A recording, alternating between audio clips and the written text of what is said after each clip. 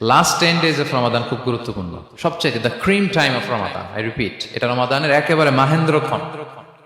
এই 10 দিনের যে কোনো 10 রাতের যে কোনো রাত কদর হয়ে যেতে পারে, বিশেষ করে অড নাইটস গুলো 21, 23, 25, 27 এবং 29, যে কোনো দিন হয়ে যেতে পারে কদর। সো বুদ্ধিমানের কাজ হচ্ছে আমরা যেন রমাদানের শেষ 10 রাতে লাগাতার একইভাবে একই স্পিডে আমরা যেন ইবাদত করি। কোন রাতে বেশি করলাম, হয়তো 27-এর রাতে আমি খুব ভাব গাম্ভীর্য নিয়ে খুব আবেগ নিয়ে ইবাদত করলাম, কিন্তু হয়ে যেতে পারে যে এবছর কদর ছিল 25-এর রাত, হতে পারে না? পারে। তো আমরা তো মিস করে ফেললাম, তো আমরা যেন মিস না করি। বুদ্ধিমানের কাজ হবে সমান তালে ইবাদত করা। এবং এটা এত গুরুত্বপূর্ণ, রাসূল সাল্লাল্লাহু আলাইহি ওয়াসাল্লাম এত এমফাসাইজ করে কোন রাতের কথা বলেনি। আরবি মাস অনুযায়ী 354টা রাতের মধ্যে সবচাইতে শ্রেষ্ঠ রাত, সবচাইতে শ্রেষ্ঠ রাত সূর্য ডোবার পর থেকে হাত্তা মাতলাইল ফাজর, ফজরের সূচনা লগ্ন পর্যন্ত শান্তিময় এ রাত, বরকতের এ রাত। রাসূল সাল্লাল্লাহু আলাইহি ওয়াসাল্লাম বলেছেন, মান হুরিমা খাইরাহা ফাকাদ হুরিম, যে কদরের বরকত থেকে, খায়ের থেকে বঞ্চিত হলো, সে আসলেই বঞ্চিত। হি ইজ দ্য লুজার, সে হতভাগা, সে পোড়া কপাল, সে বঞ্চিত। মান হুরিমা খাইরাহা ফাকাদ হুরিম, যে কদর পেল না সে হতভাগা। এখন আমরা কি হতভাগা হতে চাই?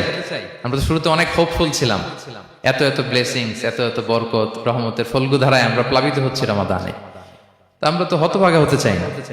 তা আমরা যেন এই শেষ 10 দিন এক তালে আন্তরিকতার সাথে ঈমান ও ইহতিসাবা আমরা যেন ইবাদত করি। সম্মানিত ভাই এবং বোনেরা, তাহলে আমরা সৌভাগ্যশীলদের অন্তর্ভুক্ত হতে চাই, হতভাগা হতে চাই না। আমরা এবার একটু শুনবো যে রাসূলুল্লাহ সাল্লাল্লাহু আলাইহি ওয়াসাল্লাম কদরের রাতগুলোতে কি কি ইবাদত করতেন। আমি খুঁজে 5টা আমলের কথা পেয়েছি বিশেষভাবে, কমন যে আমলগুলো সেগুলো তো ছিলই, বিশেষভাবে 5টা কাজ রাসূল সাল্লাল্লাহু আলাইহি ওয়াসাল্লাম এই কদরের রাতে করতেন। 1 নম্বর কাজ হচ্ছে তিনি সারা রাত জেগে ইবাদত করতেন এবং পরিবারের লোকদেরকে ঘুমোতে দিতেন না, উঠিয়ে দিতেন। বছরের অন্য কোন সময়ে সারা রাত জেগে ইবাদত করার কোন নজির রাসূল সাল্লাল্লাহু আলাইহি ওয়াসাল্লামের জীবনে ছিল না। সব রাতে ঘুমাতেন। আমি জোহর বারুতে একটা কনভেনশনে the daily routine of prophet সাল্লাল্লাহু আলাইহি ওয়াসাল্লাম একটা আলোচনা করেছিলাম, যেখানে রাসূল সাল্লাল্লাহু আলাইহি ওয়াসাল্লামের দৈনন্দিন জীবনের রুটিন আলোচনা করেছিলাম। সেখানে আমরা বলেছি যে রাসূল সাল্লাল্লাহু আলাইহি ওয়াসাল্লামের দৈনন্দিন অভ্যাস ছিল তিনি এশার পরেই তাড়াতাড়ি ঘুমিয়ে পড়তেন আর মিড নাইটে উঠতেন। রাসূল সাল্লাল্লাহু আলাইহি ওয়াসাল্লামের কর্মদিবস শুরু হতো মিড নাইটে। আমাদের তো সকালে, কারো আরো অনেক পরে শুরু হয়। রাসূল সাল্লাল্লাহু আলাইহি ওয়াসাল্লামের কর্মদিবস শুরু হতো বেসিক্যালি মিড নাইটে। এশার পরে কথাবার্তা না বলে আগে ঘুমোতে যেতেন, মিড নাইটে উঠতেন, কিন্তু ঘুমাতেন। ঘুম ছাড়া রাত কাটাতেন না। সারা বছরের এটা ছিল যে এশার পর পরে ঘুমোতে যেতেন, except the last 10 days of Ramadan. রমাদানের শেষ 10 রাতে রাসূল সাল্লাল্লাহু আলাইহি ওয়াসাল্লাম ঘুমাতেন না। এই 10 দিনের ব্যাপারেই পাওয়া যায় সারা রাত জেগে তিনি ইবাদত করতেন। আম্মা জান আয়েশা রাদিয়াল্লাহু তাআলা আনহা বলেন, ইযা দাখালাল আশরু আহিয়াল লাইলা ওয়া আইখাযা আহলা ওয়া জাদ্দা ওয়া শাদ্দাল মিজার। রমাদানের শেষ দশক যখন আসতো, রাসূল সাল্লাল্লাহু আলাইহি ওয়াসাল্লাম সারা রাত জেগে ইবাদত করতেন। পরিবারের সদস্যদেরকে জাগিয়ে তুলতেন, স্ত্রীদের ঘুমাতে দিতেন না, জাগিয়ে তুলতেন। ফাতেমা রাদিয়াল্লাহু তাআলা আনহার ঘর পাশেই ছিল, তাদেরকে যে জাগাতেন এবং নিজে সারা রাত ইবাদত করতেনই। জাদ্দা ওয়া শাদ্দাল মিজার, খুবই বলিষ্ঠ ভাবে, খুব মজবুত ভাবে কোমরে গামছা বেঁধে নামার একটা এক্সপ্রেশন এখানে দেয়া হয়েছে। মিজার, ইজহার মানে হচ্ছে বাংলা করলে হয় লুঙ্গি। লুঙ্গি আমরা যখন খুব শক্ত কোনো কাজ করতে যাই তখন তারা কি করে, খুব টাইট করে লুঙ্গিটা বাঁধে। তার মানে বোঝানো হচ্ছে রাসূল সাল্লাল্লাহু আলাইহি ওয়াসাল্লাম কোমরে ভালো করে লুঙ্গি বেঁধে বা গামছা বেঁধে আটগাট বেঁধে নামতেন শেষ 10 দিনের জন্য। এই সময় তিনি মানে কাউকে কেমন যেন চিনতেন না, সবসময় ইবাদতে মগ্ন থাকতেন।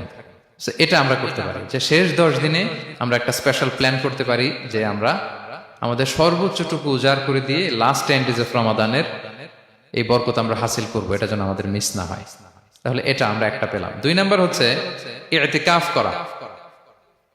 রাসূলুল্লাহ সাল্লাল্লাহু আলাইহি ওয়াসাল্লাম রমাদানের শেষ 10 দিন ইতিকাফ করতেন। আমাদের আয়েশা রাদিয়াল্লাহু তাআলা আনহা বলেন, কানা ইয়াতাকিফুল আশরাল আওয়াখির মিন রমাদান। রমাদানের শেষ দশকে তিনি ইতিকাফ করতেন হাত্তা তাওয়াফাহুল্লাহ, ওনার ইন্তেকালের আগ পর্যন্ত এই অভ্যাসটাই তিনি জারি রেখেছেন। সুম্মা আতাকাফা আজওয়াজুহু মিন বাদে, তারপরে ওনার স্ত্রীরা ইতিকাফ করেছেন।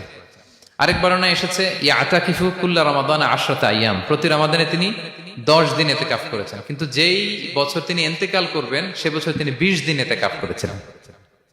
প্রতি রমাদানে 10 দিন, আর যে বছর ইন্তেকাল করবেন সে বছর কয় দিন? 20 দিন তিনি ইতিকাফ করেছিলেন মসজিদে নববীতে। তাহলে আমরা এই রমাদানের শেষ দশকে এটা করতে পারি। 2 নম্বর পয়েন্ট হচ্ছে ইতিকাফ করা। যারা আমরা করিনি তারা আমরা এতেকাফ করতে পারি। আমাদের আইআইএম এর মসজিদ এটা এতেকাফের জন্য একটা উর্বর জায়গা। আমরা যখন এই ক্যাম্পাসে ছিলাম তখন দেখেছি যে এখানকার এতেকাফের পরিবেশ যে এত সুন্দর এটা কল্পনাই করা যায়, অসাধারণ পরিবেশ। আপনি যদি এতেকাফ নাও করেন, রাত 2টা বা 3টার দিকে সেন্ট্রাল মস্কে এসে বসে থাকলেও হবে। রাত 2টা 3টার দিকে এসে বসে থাকলে দেখবেন যে কেউ সেজদায় পড়ে কান্না করতেছে, কেউ হালাকা করতেছে, কেউ তাসবিহ পড়তেছে, কেউ কোরআন তেলাওয়াত করতেছে। মানে এত সুন্দর পরিবেশ, ওটা দেখলেই আপনার ইবাদত করতে মন চাইবে। তো আমরা যেন এতেকাফ করার চেষ্টা করি। এতেকাফ করতে না পারলে শেষ দশকের রাতগুলো যেন মসজিদে কাটানোর চেষ্টা করি, তা না পারলেও বাসায় যেন এই রাতগুলো আমরা মিস না করি। বিশেষ করে সেন্ট্রাল মস্কে তো অসাধারণ পরিবেশ, এটা হাইলি রেকমেন্ডেড। ইফ পসিবল আপনারা আসবেন, এখানে ইবাদতের চমৎকার পরিবেশ থাকে। 3 নাম্বার হচ্ছে রাসূল সাল্লাল্লাহু আলাইহি ওয়াসাল্লাম এবং জিবরাইল আলাইহিস সালাম যৌথভাবে কোরআন রিভিশন করতেন। খুব ইন্টারেস্টিং। সারা বছর যেটা নাজিল হতো, রমাদানে জিবরাইল আলাইহিস সালাম রাসূল সাল্লাল্লাহু আলাইহি ওয়াসাল্লামকে শোনাতেন, রাসূল সাল্লাল্লাহু আলাইহি ওয়াসাল্লাম আবার জিবরাইল আলাইহিস সালামকে শোনাতেন। সহিহ বুখারীর বর্ণনা, কানা জিবরিলু ইয়ালকাহু ফি কুল্লি লাইলাতিন মিন রমাদান ফায়ুদারিসুহুল কুরআন। প্রতি রমাদানের প্রতি রাতে এসে রাসূল সাল্লাল্লাহু আলাইহি ওয়াসাল্লামের সাথে কোরআন মুদারাসা করতেন। সহিহ মুসলিমের বর্ণনায়, আন্না জিবরিল কানা ইউআরিদুহু বিল কুরআন কুল্লা আমিন মাররা। প্রতি বছর রমাদানে একবার শোনাতেন বা শুনিয়েছেন। যে বছর তিনি ইন্তেকাল করবেন তিনি 2 বার শুনিয়েছিলেন। আরাদা ইউআরিদু, মানে এটা ফ্রম বোথ সাইড। আরবি শব্দটা এমন যে জিবরাইল আলাইহিস সালাম শোনাতেন, এরপর রাসূল সাল্লাল্লাহু আলাইহি ওয়াসাল্লাম জিবরাইল আলাইহিস সালামকে শোনাতেন। কোরআন রিভিশন করা। তো এই শেষ দশকের রাতগুলোতে আমরা যেন বেশি বেশি কোরআন পড়ি। কোরআন তেলাওয়াত, কোরআনিক রেসাইটেশন হতে পারে, কোরআনের অর্থ পড়া হতে পারে, তাদাব্বুরে কোরআন হতে পারে, কোরআনের হালাকায় জয়েন করা হতে পারে। ইন ইটস এনি ফর্ম আমরা যেন কোরআনের সাথে অ্যাটাচমেন্টটা বাড়াই লাস্ট 10 days অফ রমাদানে। 4 নাম্বার, কিয়ামুল লাইল করা। রাসূল সাল্লাল্লাহু আলাইহি ওয়াসাল্লাম কিয়ামুল লাইল করতেন এবং কিয়ামুল লাইল শব্দটাকে রাসূল সাল্লাল্লাহু আলাইহি ওয়াসাল্লাম কদরের সাথে জুড়ে দিয়েছেন। সহিহ বুখারীর বর্ণনায় তিনি বলেছেন, মান কামা লাইলাতাল কদরি ঈমানা ওয়া ইহতিসাবা গুফিরা লাহু মা তাকাদ্দামা মিন যামবি। কদরের রাতে যে কিয়ামুল লাইল করে বিশ্বাস নিয়ে এবং নাজাতের প্রত্যাশা নিয়ে, তার পূর্বের সমস্ত গুনাহ আল্লাহ তাআলা ক্ষমা করে দিবেন। তাহলে কিয়ামুল লাইলটা রাসূল সাল্লাল্লাহু আলাইহি ওয়াসাল্লাম বিশেষভাবে কদরের রাতের সাথে সম্পৃক্ত করেছেন। আমরা যেন প্রতি রাতে কিয়ামুল লাইল করি, লম্বা সময় যেন দাঁড়িয়ে থাকি, লম্বা সময় কোরআনিক রেসাইটেশন করি দাঁড়িয়ে থেকে, লম্বা সময় রুকু, লম্বা সময় সিজদা, স্পেশালি সিজদা। আখরাবু মা ইয়াকুনুল আবদু মির রাব্বিহি ওয়া হুয়া সাজিদ ফাআকসিরু ফিহি দুআ। বান্দা যখন সিজদায় থাকে আল্লাহ সবচেয়ে কাছে থাকে। তো আমরা তো আল্লাহর সবচেয়ে কাছে যেতে চাই এই ক্রিম টাইমটাতে, কি বলেন? আমরা যেন লম্বা সময় সিজদাতে থাকি। কিন্তু আমাদের অনেকের যেটা হয়, নামাজে তাড়াহুড়ো, অনেকের সব ব্যস্ততা যখন নামাজে দাঁড়াই এরকম হয়ে যায়। রাসূল সাল্লাল্লাহু আলাইহি ওয়াসাল্লামের সালাত যদি আমরা খেয়াল করি, বিশেষ করে কিয়ামুল লাইলে এত যে সুন্দর ছিল। আম্মাজান আয়েশা রাদিয়াল্লাহু তাআলা আনহাকে জিজ্ঞেস করা হয়েছিল যে, হে আম্মাজান, রাসূল সাল্লাল্লাহু আলাইহি ওয়াসাল্লামের কিয়ামুল লাইল কেমন ছিল, কিভাবে কিয়ামুল লাইল করতেন? আম্মাজান আয়েশা, দেখেন ওনার এক্সপ্রেশনটা কত সুন্দর। তিনি বলেছেন, ফালা তাসআল আন হুসনিহিন্না ওয়া তুলিহিন্না। রাসূল সাল্লাল্লাহু আলাইহি ওয়াসাল্লামের কিয়াম যে কত সুন্দর ছিল, কত লম্বা ছিল, আমায় জিজ্ঞেস করো না, আমি বলতে পারবো না। আমরা অনেক সময় যখন খুব বেশি চমৎকার কিছু হয় তো আমরা কি বলি, ভাই এত সুন্দর ছিল, আমি বোঝাতে পারবো না। এরকম বলি না যে এত অসাধারণ, আমি বলে বোঝাতে পারবো না। বাংলাতেও কিন্তু আমরা বলি এত চমৎকার, বলে বোঝাতে পারবো না, শব্দের বুননে, ভাষার বুননে আমি ফুটিয়ে তুলতে পারবো না। তো আম্মাজান আয়েশা এটাই বলেছিলেন, ফালা তাসআল আন হুসনিহিন্না ওয়া তুলিহিন্না। রাসূল সাল্লাল্লাহু আলাইহি ওয়াসাল্লামের রাতের নামাজ কিয়ামুল লাইল যে কত সুন্দর ছিল, কত দীর্ঘ ছিল, লম্বা ছিল, আমায় জিজ্ঞেস করো না, আমি বলে বোঝাতে পারবো না। সুবহানাল্লাহি ওয়া বিহামদিহি। আমরা যেন লম্বা সময় কিয়ামুল লাইল করি। আম্মাজান আয়েশা রাদিয়াল্লাহু তাআলা আনহা আরো বলেন, কানা ইয়াকুমু মিনাল লাইলি হাত্তা তাতাফাত্তারা কদামা। এত দীর্ঘ সময় দাঁড়িয়ে থাকতেন, থাকতে থাকতে ওনার পা ফুলে যেত, পা দুটো ফুলে যেত। আপনিও দীর্ঘ সময় দাঁড়িয়ে দেখেন যে পায়ে ঝিম ধরে যাবে, পা ফুলে যাবে, এটা করতেন রাসূল সাল্লাল্লাহু আলাইহি ওয়াসাল্লাম।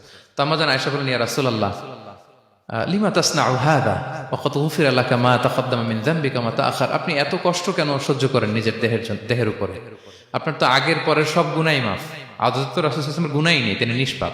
এত কষ্ট কেন করেন? আপনার আগের পরের সবই তো মাফ করে দেয়া হয়েছে, কেন করেন? রাসূল সাল্লাল্লাহু আলাইহি ওয়াসাল্লাম উত্তর করেছেন, আফালা উহিব্বু আন আকুনা আবদান শাকুরা। আয়েশা, আমি কি শুকরগুজার বান্দা হতে পছন্দ করব না? আল্লাহ তাআলা আমাকে তার রহম এবং করমে সব মাফ করে দিয়েছেন, কিন্তু আমি কি শুকরগুজার হব না? আমি কি আমার রোলটা প্লে করব না? আমি কি নিজেকে সঁপে দেব না আল্লাহ তাআলার কাছে জায়নামাজে? তো এটা ছিল সংক্ষেপে রাসূল সাল্লাল্লাহু আলাইহি ওয়াসাল্লামের কিয়ামুল লাইলের ধরন, এভাবে তিনি দীর্ঘ সময় কিয়ামুল লাইল করতেন। আমরা যেন এটা করি। সেন্ট্রাল মস্কে কিয়ামুল লাইল এবছরও নিশ্চয়ই হচ্ছে, আমরা যেন অংশগ্রহণ করি। 5 নম্বরে রাসূল সাল্লাল্লাহু আলাইহি ওয়াসাল্লাম দোয়া করতেন। এই কদরের রাতগুলোতে খুব বেশি বেশি দোয়া করতেন। দোয়া নিয়ে আমরা একটা জুমার খুতবা দিয়েছিলাম, সেখানে আমরা বলেছিলাম যে দোয়া হতে হবে খুব আন্তরিক দোয়া, রোবোটিক দোয়া যেন না হয়। আপনার আবেগ, ভালোবাসা, মনের মাধুরী মিশিয়ে, চোখের পানি মিশিয়ে, অশ্রু সিক্ত করে এই দোয়াটা করতে হবে, তাহলে সে দোয়া আল্লাহর কাছে কবুল হবে। আমরা যেন আমাদের ভাব, আবেগ সব ঢেলে দিতে পারি আমাদের দোয়াতে, আমাদের সেজদায়, আমাদের কিয়ামুল লাইলে। এবং যে কোনো ভাষায় কোরআনিক দোয়াগুলো রেকমেন্ডেড, হাদিসের মাসুরগুলো রেকমেন্ডেড। তাছাড়া আপনার নিজের ভাষায় আপনার কি চাওয়া, আপনার কি আকাঙ্ক্ষা, আপনার মনের কষ্ট, যাতনা সবকিছু আপনি আল্লাহ তাআলার কাছে পেশ করুন। এবং আম্মা জান আয়েশা জিজ্ঞেস করেছিলেন, ইয়া রাসূলুল্লাহ, আমি যদি কদর পেয়ে যাই আমি কি বলবো এ রাতে? মা আদউ, কি দোয়া করব? রাসূল সাল্লাল্লাহু আলাইহি ওয়াসাল্লাম বললেন, তাকুলিন, আয়েশা তুমি বলবে, আল্লাহুম্মা ইন্নাকা আফুউন তুহিব্বুল আফওয়া ফাআফু আন্নি। আয়েশা তুমি যদি কদরের রাত পেয়ে যাও এটা বলবে, হে আল্লাহ আপনি ক্ষমাশীল, আল্লাহ আপনি ক্ষমাকে পছন্দ করেন, আল্লাহ তাই আপনি আমায় ক্ষমা করেন। হে আল্লাহ আপনি ক্ষমাশীল, আপনি ক্ষমাকে পছন্দ করেন, আল্লাহ আপনি আমাকে ক্ষমা করেন। এই দোয়াটা আমরা যেন বেশি বেশি করি। আমার সাথে সাথে সবাই একটু পড়ুন মেহেরবানি করে। আল্লাহুম্মা ইন্নাকা আফুউন তুহিব্বুল আফওয়া ফাআফু আন্নি। আল্লাহুম্মা ইন্নাকা আফুউন তুহিব্বুল আফওয়া ফাআফু আন্নি। হে আল্লাহ আপনি ক্ষমাশীল, আপনি ক্ষমা করাকে পছন্দ করেন, আল্লাহ আমাকে ক্ষমা করেন। আমরা আমাদের নিজেদের ভাষায় অনেক দোয়া করতে পারবো, কিন্তু রাসূল সাল্লাল্লাহু আলাইহি ওয়াসাল্লামের শেখানো দোয়াগুলো এটা হচ্ছে মানে very precise in wording but comprehensive in meaning. এটার অর্থ, এটার আবেদন এটা অনেক বেশি।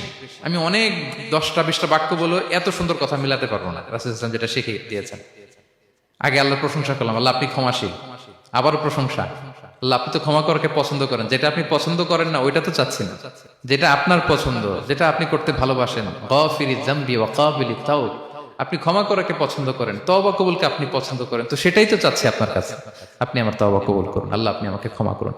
সো এই দোয়াটা প্রত্যেক রাতে যেন আমরা বেশি বেশি করি সম্মানিত সুধী। এবং এই যে রিমাইন্ডার গুলো শুনলাম, এটা রমাদানের পরেও যেন আমরা অব্যাহত রাখি।